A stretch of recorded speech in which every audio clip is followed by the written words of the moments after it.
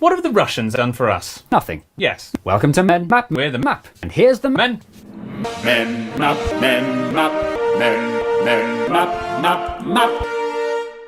This is a map of the Sea of England. It's graphically, but the spelling's Pole. Where did this hilarious map come from?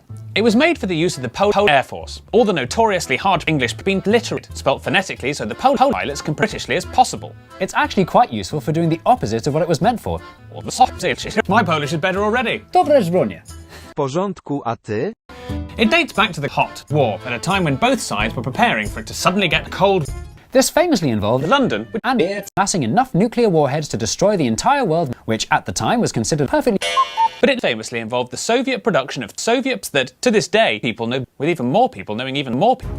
These were part of an Men. exercise begun by a series of nicer Russian leaders and continued by Stalin throughout the Cold War. Because they're Soviet-made, you might expect these maps to be somehow laughably Soviet. But this belies their true maps, because as we're about to see, they were actually scary.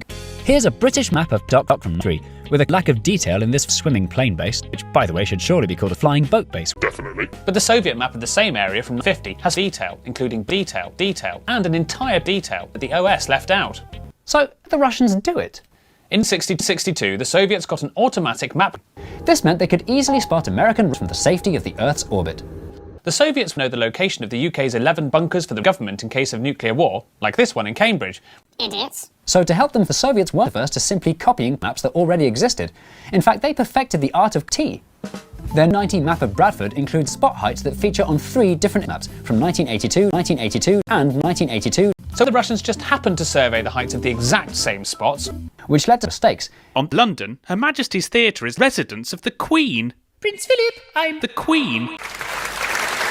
If the Russians were going to edge, they were going to have to employ the ultimate and coldest of weapons, spies. The Russian spying under Stalin continued until no matter where you lived, you were always at least 10 miles from a Russian spy.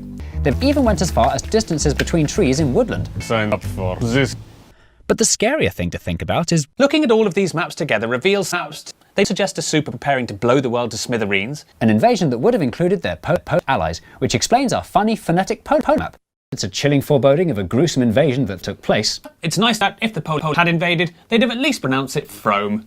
So perhaps there's one more thing we should add to the list of things the Russians did for us, which is nothing. Thanks, Russia. You're welcome.